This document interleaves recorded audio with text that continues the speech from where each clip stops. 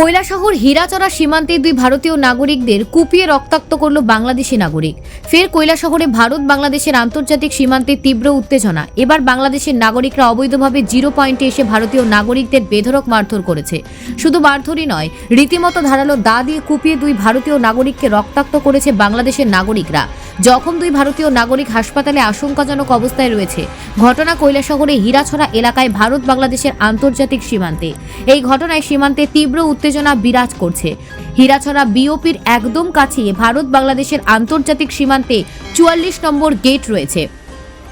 আন্তর্জাতিক সীমান্তের ৪৪ নম্বর গেটের ওপারে জিরো পয়েন্টে ভারতীয় নাগরিকদের জায়গা রয়েছে। সেই সব জায়গাতে ভারতীয় নাগরিকরা ধান চাষ এবং পান চাষ করে। কৈলাসহরে ইরানি থানার অন্তর্ভুক্ত হীরাছড়া এডিসি ভিলেজের ১ নং ওয়ার্ডের বাসিন্দা ৩৪ বছরের জমির আলী এবং ইরানি গ্রাম পঞ্চায়েতের ৩ নং ওয়ার্ডের বাসিন্দা ২৮ বছরের করিম আলী। ওনারা দুই ভাই এবং ওনারা পেশায় কৃষক। ওনারা প্রতিদিন সকালে ৪৪ নম্বর গেটে বিএসএফের খাতায় স্বাক্ষর করে ভারত বাংলাদেশের আন্তর্জাতিক সীমান্তের ভেতরে ঢুকে জিরো পয়েন্টে গিয়ে নিজেদের জায়গায় চাষবাস করে থাকেন। প্রতিদিনের মতো ২৬শে জানুয়ারি রোববার সকাল ৮টায় বিএসএফের খাতায় স্বাক্ষর করে ভারত বাংলাদেশের আন্তর্জাতিক সীমান্তের ৪৪ নম্বর গেট দিয়ে ভারত বাংলাদেশের আন্তর্জাতিক সীমান্তের ভেতরে জিরো পয়েন্টে নিজেদের জায়গায় গিয়ে দেখে যে পান গাছ থেকে কে বা কাহারা প্রচুর পান ছিঁড়ে নিয়ে গেছে এবং বড়ুয়া ধান খেতে প্রচুর বড়ুয়া ধান নষ্ট করে রেখেছে। এই দৃশ্য দেখে করিম এবং জমিরের মন খারাপ হয়ে যায় এবং চিৎকার চেঁচামেচি করে। পরবর্তী সময় দুই ভাই সারাদিন চাষাবাস করে বিকেলে বাড়ি ফেরার পথে ১০-১২ জন বাংলাদেশের নাগরিকরা ধারালো দা, লাঠি এবং লোহার রড নিয়ে করিম আলী এবং জমির আলীর ওপরে আক্রমণ করে। ধারালো দা দিয়ে করিমের বাহাতে এবং পিঠে ছেদ দেয়।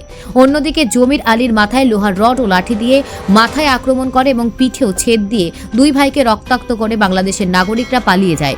সবচেয়ে আশ্চর্যজনক ঘটনা হলো সম্পূর্ণ অন্যায়ভাবে বাংলাদেশের নাগরিকরা ভারত বাংলাদেশের আন্তর্জাতিক সীমান্তের জিরো পয়েন্টে পিলারের ভেতরে ভারতের অংশে ঢুকে দুই ভারতীয় নাগরিককে রক্তাক্ত করেছে।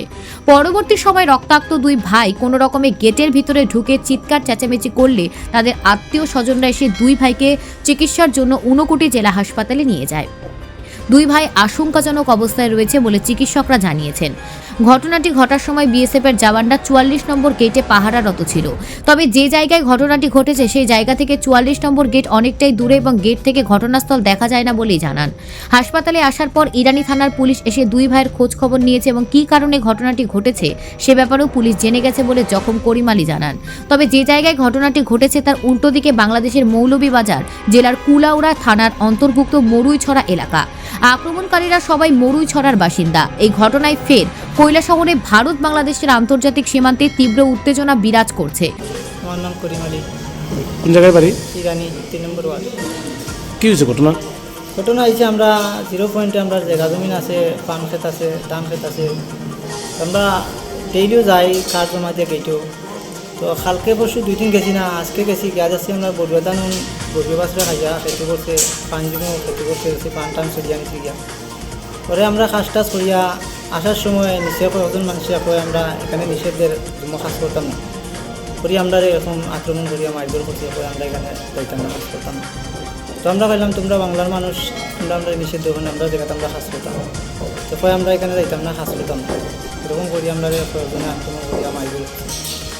দাও লাঠি দিয়ে তারা আইছে। তারা কয়জন আছে? তারা আসছে ১০-১২ জন আছে। কোন জায়গা বাংলাদেশি নাগরিক, সবরে তো সিনিয়র না। তো আপনি কি একা আহত হয়েছেন? না, আমার ভাইয়ের সঙ্গে আহত হয়েছে। ভাইয়ের নাম কি? জমির আলী। তো আপনারা যে বিএসএফের কাছে নাম যে এন্ট্রি করে যান, এটা কত নম্বর গেট? ৪৪ নম্বর গেট। তো এখান ভিতরে আপনাদের কতটুকু জায়গা আছে? জায়গা তো আমাদের কাগজের ভিতরে আছে ৮খানি। কি কি কাজ করেন ভিতরে? ভিতরে পান খেতে কাজ করি, ধান খেতে করি, এবার বড়ুয়া লাগাইছি, কোথাও কাজ করি গিয়া। কয়েকজনে আগুলছে আগুলিয়া হয়েছে, এখানে কাজ করতাম না। বললাম আমরা কিরেলে কাজ করতাম না, আমরা জায়গা জমি আমরা কাজ করিয়া খাই। তারা নিষেধ এখানে দিতাম, সবাই Bangladeshi.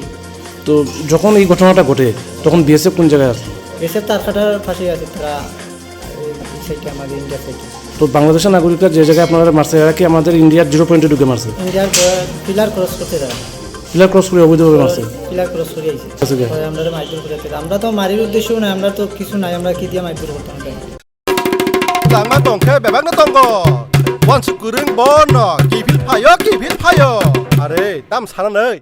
Raubar kotor phayani sikang kogduk pherni manui khuni rokno charger rokno yakli tongde bebak pherni manui khuni no plug rokno khulok tonde doga tai lamni gana ta tongde tai plumbing tai motor pipe rokno ta tangdi sago thui chap phani kherang ja sathai phana kogi mano tai tuini bisiti mini sago bo kogi mano Mose sagra de nok no bahai ke pherang ni yak ni katiri na jephubo artin ka ham ke kaidi pherangni manui rokno berayan tui har katirano samung khna ke bono pherang ko khete pherang nang kheta am khainai Hingke bono dakti ke sak hamnogot langdi sak nai rokbai phunukdi nangke bono CPR khlaide CPR khlaide CPR khlaide CPR khlaide CPR khlaide CPR khlaide CPR khlaide CPR khlaide CPR khlaide Bosong tong dara naikol khungbai luko hamkrani bagoi awaijak